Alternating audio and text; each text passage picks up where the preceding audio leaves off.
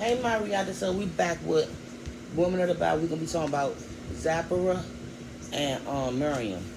Fulfill her purpose. The African American woman of today has the potential to carry out the purpose for which she was created.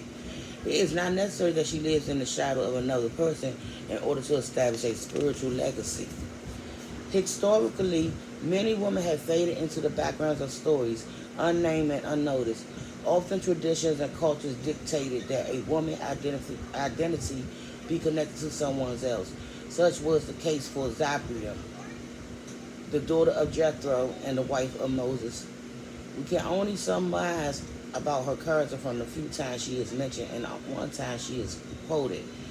Zephora is introduced as one of the seven daughters, possibly the oldest, of the Madianite prince Jethro, also known as Reuel. Moses met his family after fleeing from Egypt as shepherds. Jethro's daughters courageously faced daily harassment by other shepherds when watering their father's flock. Moses helped them, and their father repaid him with hospitality and eventually with permission to marry Zephora. As the wife of Moses and mother of Jerusalem and Eliza, Zephora did not share the same spiritual heritage as her husband. Perhaps this is the reason that the sacred tradition of circumcision has been neglected. While Moses was returning to Egypt, God was about to kill him, and his life was spared only after one of the boys was circumcised. A wife resistant to God will not only endanger God's divine purpose for the couple's lives, but it also placed her family in spiritual jeopardy. Zephora's action and her words of reproach to Moses led us to assume that her sons likely remained uncircumcised due to her prejudice against a rite not practiced among her people. However, her actions saved her husband's life. She gave in to what she apparently came to realize was the will of God, which brought about a possible result from a frightening situation. Women of color must be like Zephora and follow God's wills when we agree and when we do not. We must remember that we see only a portion. God sees the entire picture and knows what is best for us. And here's a picture of Zephora. And let's go to Miriam.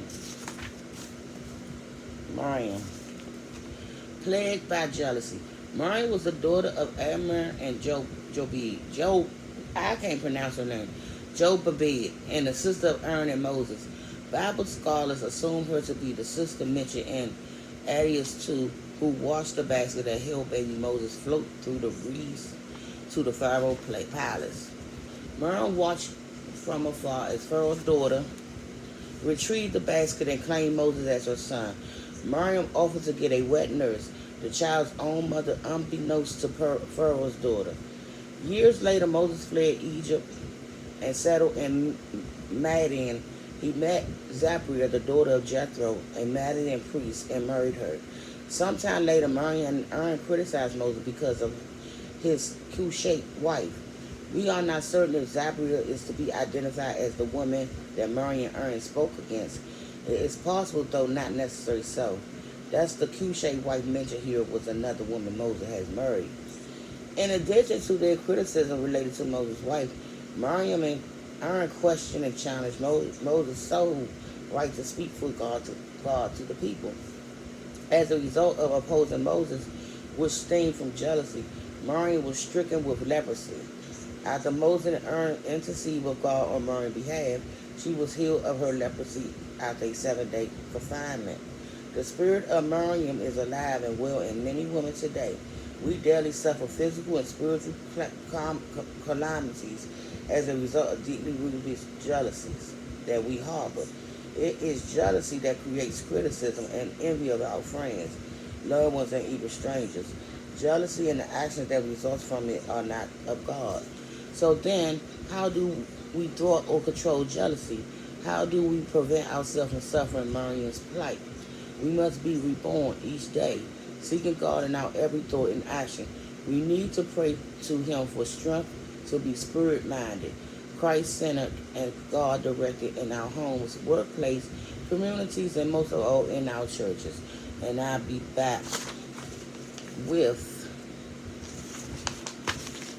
the woman of the Bible.